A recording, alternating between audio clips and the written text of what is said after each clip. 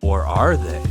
When I was a kid, I was infatuated with Lego. I built elaborate scenes of chaos and suffering, only for a hero to swoop in at the last second to save the day. Looking back, in those moments, I guess I was the puppet master, the god of a universe from my own imagination. Roughly 85% of people in the real world believe in something like that, a higher power, some sort of deity watching over us, pulling the strings, crafting and guiding us to our destiny. But what if there definitively wasn't? What if you discovered that your entire existence itself was orchestrated, planned, not real? Not for some divine plan, but simply for the entertainment of others. Every interaction, every decision, every person in your life, all a lie. Hey, buddy. Meet Bernard Buddy Baker, the Animal Man, DC's hidden gem. Unfortunately for him, he had to witness the truth of his own existence firsthand. The question that has to be asked is, why him? He was just some D-list superhero who's relegated to the background if he's lucky. In the grand scheme of the DC universe, he's nothing but a small cog, barely connected to others, rarely getting the opportunity to play a large part in a story. Well, premiering in September 1965 in the pages of Strange Adventures, issue 180, written by Dave Wood with art by Carmine Infantino, Buddy Baker is a blonde white man who is too afraid to ask his girlfriend, Ellen, to marry him, only to be hit by a shining light, granting him access to the abilities of nearby animals. It wasn't until 10 issues later where he first dons his costume, an orange leotard with a large blue A across the chest and blue goggles. He would later fight by the side of Superman on the Forgotten Heroes, as well as joining multiple variations of the Justice League, like Justice League Europe and later down the line, Justice League Dark. During his first appearances, he's pretty much the typical superhero archetype, a strange incident which endows our guy with powers, with which he uses to fight crime. At this point of his history, he was just like any other kind of superhero, written and destined to be pushed to the side and forgotten like many of his colleagues, like Cave Carson. Have you heard of him? They may get appearances here and there, but rarely do they command the spotlight. It wasn't until years later where two writers, separated by decades, made slight tweaks and alterations to Buddy's world and were able to use him as a tool to tell incredibly human stories. Different plots, but loosely sharing the same essence and themes. One of existential dread, suffering, and contemplating your purpose in life. The other of defying destiny, death, and loss. Both runs framed around what, at its core, is just a regular man who happens to have superpowers, making his way through the world, a world that doesn't even exist outside of the pages that he's trapped in. His whole life is an existential nightmare that he can't wake up from, as much as he would want to or as hard as he could ever possibly try. One that leaves him depressed, destroyed, but with meaning nonetheless. This is the life and the beautiful lie of Animal Man. Using Buddy as the conduit for stories about free will and destiny is perfect, as he's just an everyman. He's no Superman or Batman. In fact, he doesn't care much for the superhero lifestyle at all. What gets him out of bed every morning is his love for his family, and later on, his beliefs, fighting against cruelty and injustices done to animals, becoming a vegetarian and an advocate for animal rights. Now's as good a time as any to introduce the writer of the first run. Grant Morrison. They're the person who helmed the reins along with Chaz Turok as the artist, the duo who revived Animal Man, using a throwaway character to discuss thoughts that the everyman like you and I ponder at least once in our lives. Why are we here? Why were we born to face hardships and struggle? Why would any god let this happen to us? The answer is simple. Because he doesn't care. The German philosopher Friedrich Nietzsche claimed, but in German since he was German and not in English, that God is dead. Not literally, but meaning that without the belief of God, society would crumble. Without God, or morals and absolute truth to live by, our world would cease to function, falling into nihilism. And if nothing matters, what's the point of doing, well, anything? Now, if you've read Animal Man, then you know exactly where I'm going to next. Issue 5, The Coyote Gospel. This one issue follows a humanoid coyote named Crafty, a clear reference to Wile E. Coyote from the Looney Tunes. Crafty appears suddenly on a desert road, shocking an Ajax driver, Ajax being a play on the Acme Company, also from Looney Tunes, which appears again later in the comic. To the shock and dismay of the reader, we witness Crafty's body get brutally run over by a semi-truck, only to rebuild itself back from the remains of roadkill. Fast forward a year and we meet back up with the truck driver who has spiraled since his last run-in with Crafty. He's had a string of bad luck, and the female hitchhiker he was with when he ran Crafty down had died under unnatural circumstances. The driver takes all these signs as the universe telling him that the creature he ran over was the devil incarnate, and the only way to rectify all of the pain and suffering is to kill him. So he's traveled back to the same desert with a plethora of tools to kill Crafty. As it turns out, Crafty didn't originate from the real world. Instead, he comes from an anthropomorphic, cartoony, Looney Tunes-esque world where they all fight and hurt each other over and over again. Upon rewatching a lot of old cartoons, it's hard to ignore the fact that a lot of the humor often relies on slapstick, having one of the characters fumbling, attacking others, or getting gravely injured, but never carrying those injuries on. In a world like that, there's no real consequences, just suffering for the sake of a laugh from beings they aren't aware of.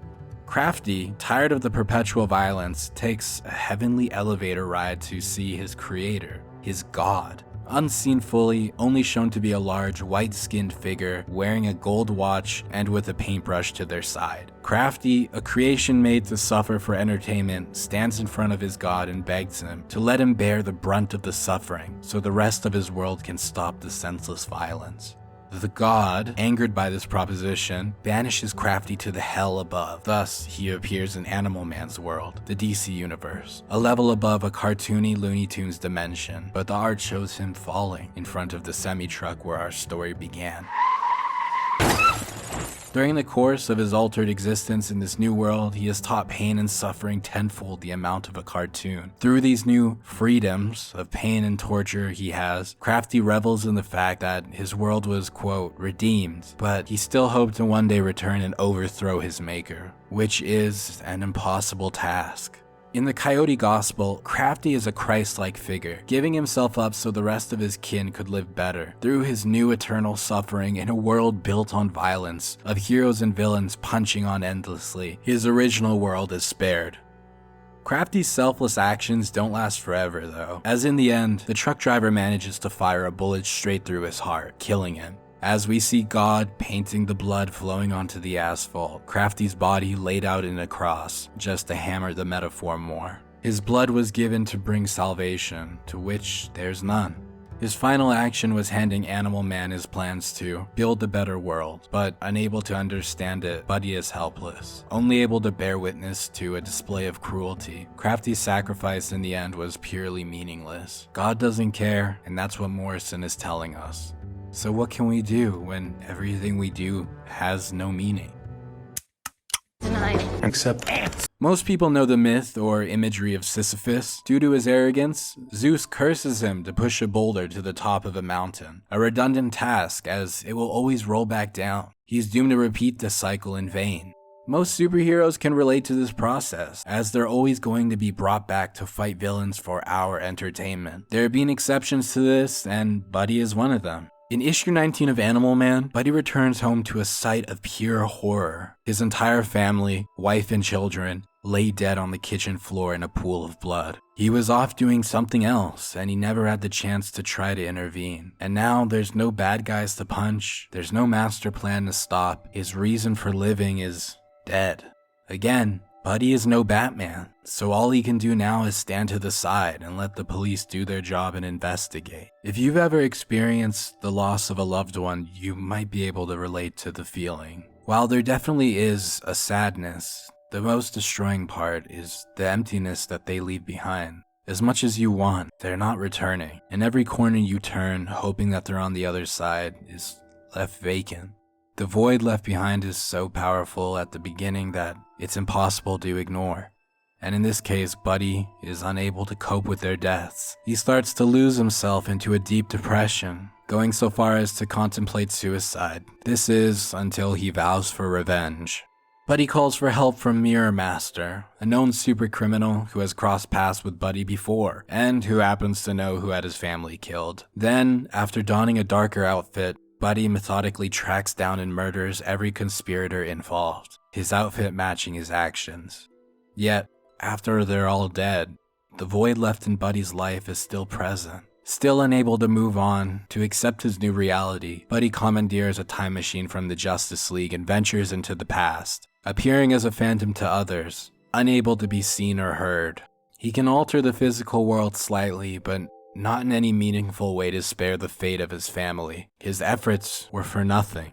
Just as Sisyphus rolls that boulder, Animal Man trudges along. The void is inescapable. During his trip through time, he breaks down, but happens to find company. In issue 23, Buddy sits down for a drink with a party who knows quite a lot about loss. Jason Blood, the man who contains Etrigan the demon, who has lived for centuries. The Phantom Stranger, and the Immortal Man, who in the future would fight alongside Buddy on the Forgotten Heroes. As beings whose lives are practically infinite compared to a normal person, their outlook is more nuanced. So when they hear Buddy say, there's nothing to go back to, or that he'd be better off dead, here, there, or anywhere, as he doesn't care, it kinda pisses them off. Jason Blood squashes a butterfly right in Buddy's face. Buddy felt that. Blood says that perhaps he freed it from the torture of life. Immortal Man up next, spouting the fact that he's seen more death and destruction than one could imagine, and the only way to truly defeat death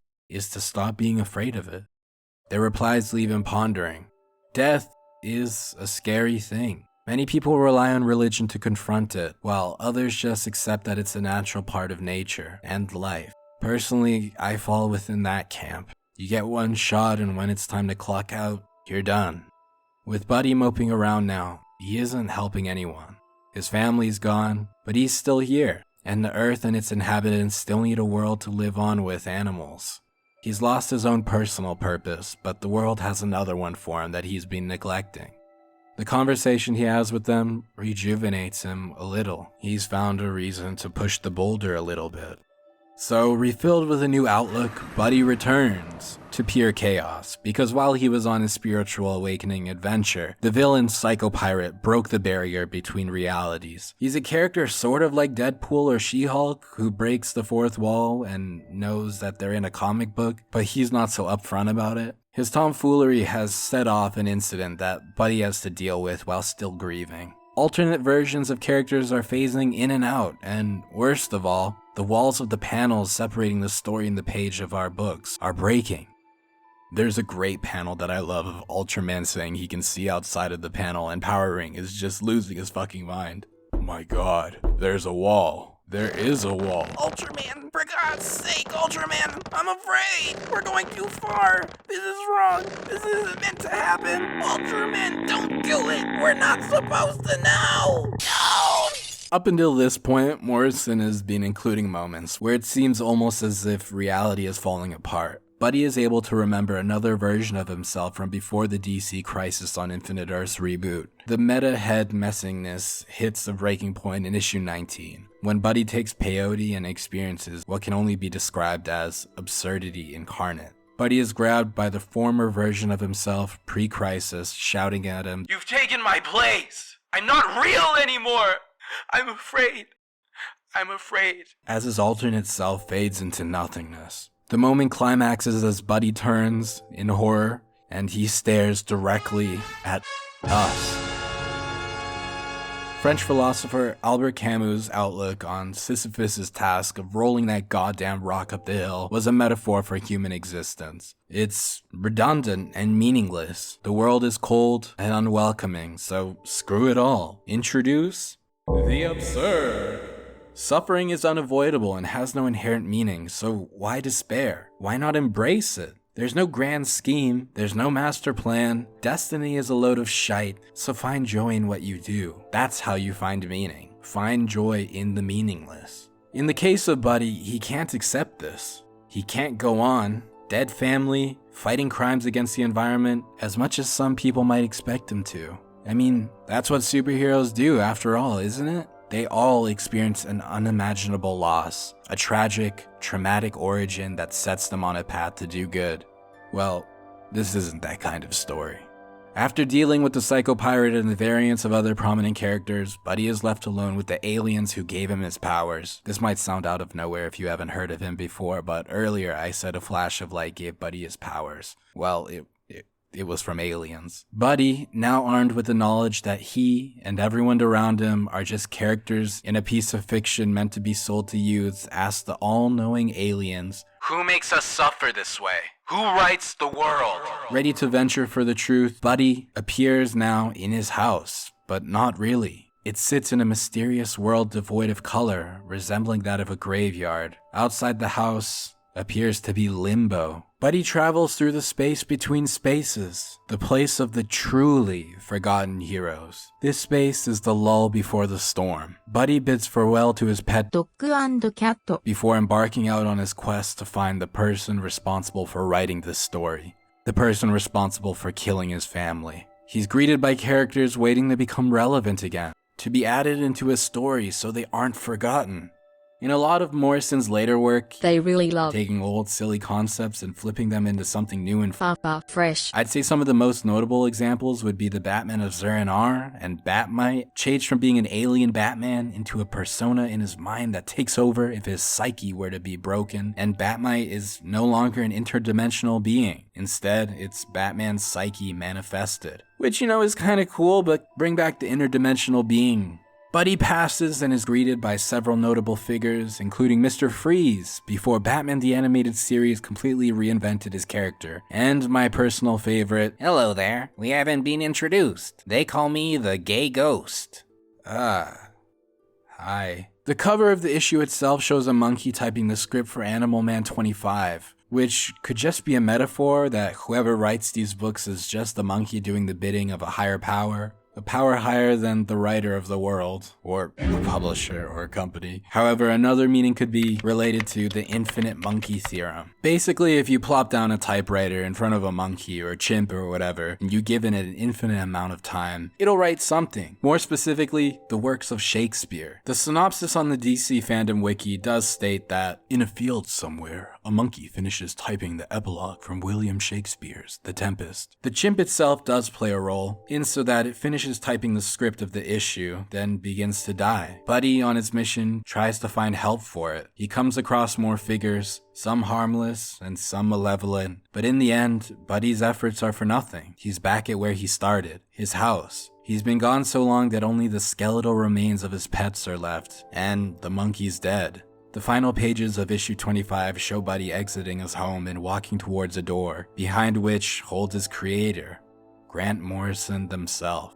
Subtlety is not what Grant was aiming for, as issue 26 itself is titled Deus Ex Machina, an impossible solution for a convoluted plot. The entire issue is one of the most intriguing and meta moments in comics I've ever read, and it made me really sad. Immediately, Buddy and Morrison become acquainted. They specifically state that they're not the creator of Buddy. Still under the illusion that he has free will, Buddy does all he can to defy Morrison, but is shown again and again that everything he does is predetermined by Morrison. To demonstrate this, they have Buddy turn incredibly violent for a moment and slam Morrison's body through a window, leaving Buddy shocked, as he's normally level-headed and doesn't take joy in violence. Despite the gruesome act and mess left behind, Morrison is standing behind Buddy. What just happened wasn't real. None of this is. Once it's clear that he isn't in control, Buddy starts to listen.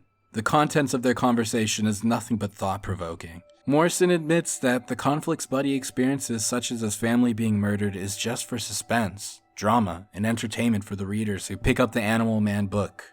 The thought of it being fair to hurt people for others' entertainment is brought up, and that's when Morrison tells the true story of his cat, Jamara, who passed away in our real world. Unlike Buddy, who can be written to meet his writer, Morrison and us aren't able to confront anyone. There's nobody to point at, no one to say was responsible for the suffering that his pet endured before dying. And along without ever truly having to face real consequences, Buddy will never truly age.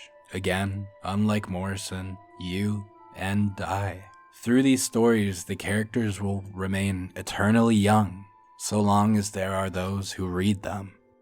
Back to Albert Camus, whose idea of absurdity is brought back into the conversation when Buddy complains that his stories never seem to build up to anything meaningful, to which Morrison states that that's just what life is. Sometimes things build up and nothing happens. Buddy is just a puppet, and Morrison explains that they won't be Buddy's writer forever. Another puppeteer will come along and have him break his idea of what his character is, like having him eat meat, to which Buddy is enraged by. But the only reason he has this belief is because Morrison himself is a vegetarian, so they changed Buddy to be a vegetarian too. Ironically, the next major writer after Morrison makes Buddy bite a horse's throat out immediately.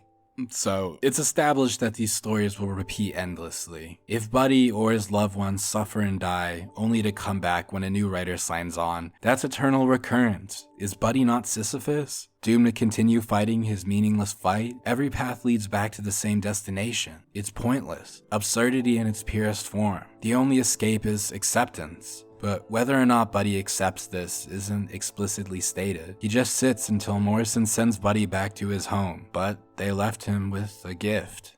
His family, alive. In a world of superheroes, Jamara doesn't need to die in vain, unlike our world. This journey was thought-provoking, but ultimately meaningless in the grand calculus of comics. Despite this, Morrison allows Buddy a brief moment of respite as they exit the book before the next creative team takes over. Moving forward, Buddy continues his adventures, almost as if he's accepting the lie that he had just learned. He's accepted his fate and continues to push the boulder as his reality is better than the one that we're in. Post-Morrison, Animal Man's next writer, Peter Milligan, had the nearly impossible task of following up one of the greatest comic runs ever put to page. Taking a completely different direction, he fulfills Morrison's predictions in a way. Buddy is awoken from a coma, his wife is completely different, and seemingly now hates him, and goes on to cheat on him. And to top it off, he's pissing on the curb like a dog. And as I stated before, he does rip the throat of a horse out in front of a crowd of people with his mouth. Also, you could say that him being in a coma could be why he forgot about what happened with Morrison, but I think that that's a big cop-out, so never mind that. Milligan lent into the idea of shocking the reader, showing that Buddy's life is nothing but the deranged thoughts of his writer, allowing him to act out in a disgusting and grotesque manner. I felt the book lost its way once Buddy kidnaps his own children. Animal Man had lost his way and had lost me.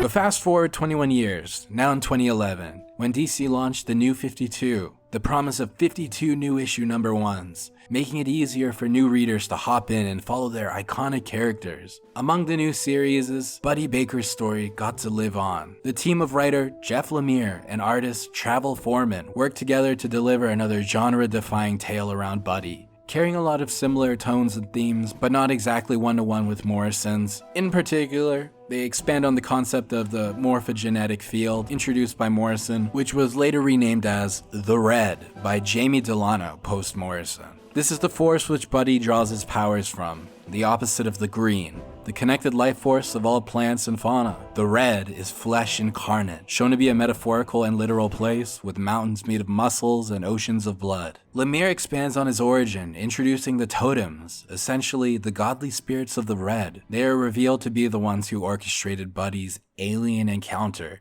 gifting him his powers.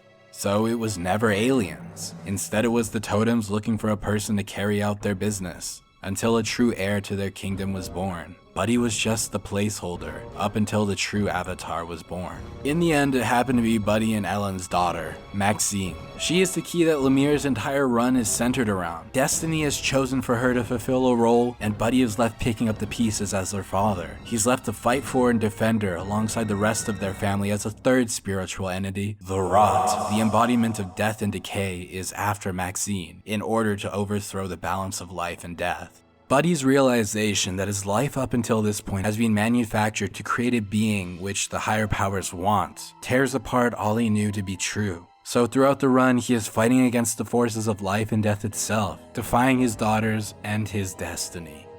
While last time Buddy's struggle was against the meta-narrative of him pushing back against the author, this time he's fighting with in-universe forces that have laid his family's story out for them. Lemire also twists the relationship between Buddy and his wife. No longer is she supportive of his superhero career, as in this continuity, he became Animal Man later down the line after they had already been married. So, she didn't sign up to be the wife of a superhero, considering all the baggage that comes with it. Thus, throughout the run, their relationship is rocky at the best of times. Buddy is still committed to his family, but in this case, Ellen is absolutely not committed to Buddy.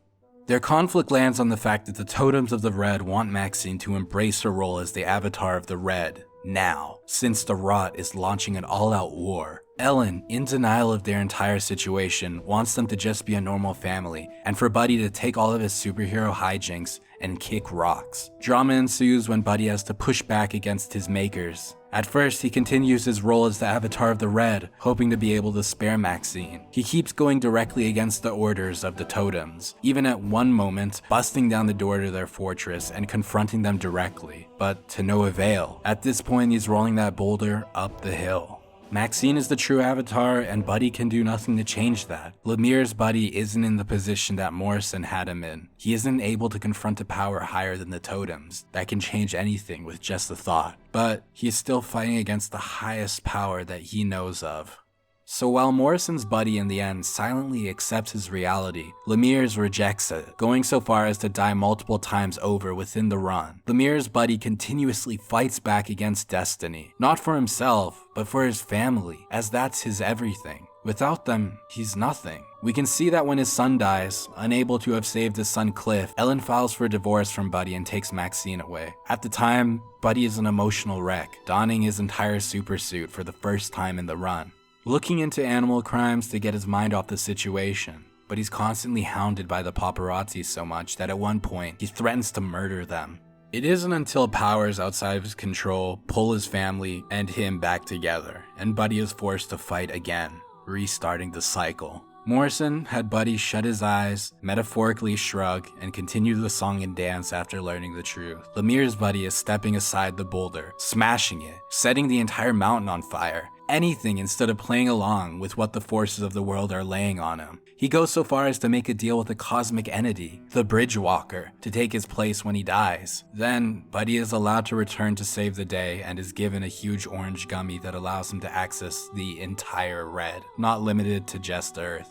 With his power-up, Ellen changes her mind, which is a big deal and took ages, to finally allow Maxine to play her inevitable role, and the day is saved. Unlike the prior run, there's no explicit Deus Ex Machina. I guess the orange gumdrop that let Buddy go semi-Beast Boy could be considered one, a little teeny tiny bit, but I fall more on the side of everything happened together in symphony, and that saved the day, not Buddy himself. Now in the end, they don't walk away flawlessly. Their son is truly dead and not coming back. Lemire leaves us off with a final issue that consists of Maxine telling a story she wrote about her family together. Suffering the loss, but still moving on with their lives. Surviving in itself is a victory, even if you end off with less than you started with. Buddy defied destiny as long as he could, but in the end, you can't stop what's inevitable. The key to their victory was to push the boulder, and push they did, but this time, it stayed at the top. That's all, folks. It may be a bit anecdotal, but I imagine that for a normal person, hearing the name Animal Man wouldn't elicit any grand or exciting ideas. Which is fair, as originally he wasn't a grandiose character. He was a man trying to live his life, like you or I, when forces outside of his control shook his very existence. Two writers decided to take this guy and make him go through every human emotion possible, and then stab him in the gut several times over, all for our amusement. And eventually, even he knew what was being done to him too. Morrison's Buddy took it and ran with it, truly sparing himself and his loved ones from the true horrors of our real world. Their existence is real to them, and that's what's most important to him. Lemire's Buddy fought and fought until the end, and as a reward, he was given a definitive happy ending. And now he just pops up here and there, but only as a guest star, never the main focus. I guess it's just a matter of time before another creative team comes along, rewrites his history, and will either continue his string of amazing characterizations, or they'll strike out, or until DC decides to reboot again and gives Buddy another book, but most likely not, since he's a character who isn't related to Batman. I guess that's just the cruel beauty of fiction for the heroes who aren't at the top of the mountain. Getting films about them, and getting new book after new book. We just had the so-called Summer of Superman, which was a dud. Not including the movie. And it just felt like the Batman Variety Hour, and they were the top-selling books every week. Like, we're never gonna get Animal Man's Autumn. Cover your house in raw meat and throw blood at people walking down the street. Pee on the sidewalk and bite your pets' throats out. It's never gonna happen.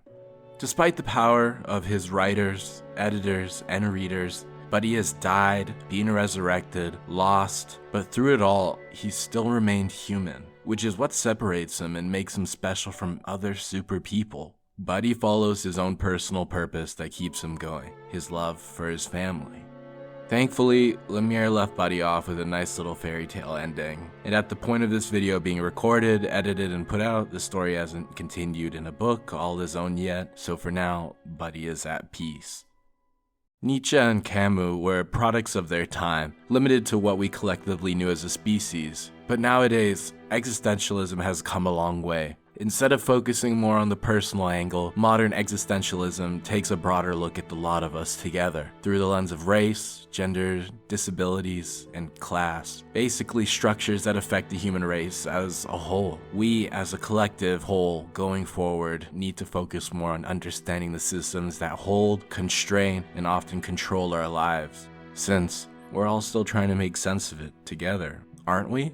I do wish that there was someone up there in the sky that I could yell at, push, punch, and blame for all the negatives in my life. Someone that could explain and help me understand me.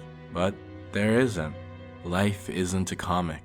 Sometimes it does feel like life is a cycle of repeating tragedies, loss, and suffering. Like we're the ones pushing that goddamn boulder. Nietzsche said our pain was meaningless. Camus said it doesn't matter since everything is absurd, so we need to find our own meaning. Morrison said that the suffering of fictional characters is a blessing in disguise in face of our own human mortality. And Lemire said that our existence is worth the suffering, if we have a truly meaningful reason to face it. Animal Man is a mirror for our own existence. He faced his challenges head on, regardless of the stakes, just as we should, and he dealt with them the best he could. And while we're not Lego being played with by a child, and we can't bust down the door of a writer who controls our life, or break the bones and smash the skulls of monsters chasing our loved ones, what we can do is endure, face the challenges in our lives head on, and try our best to be the masters of our own destiny.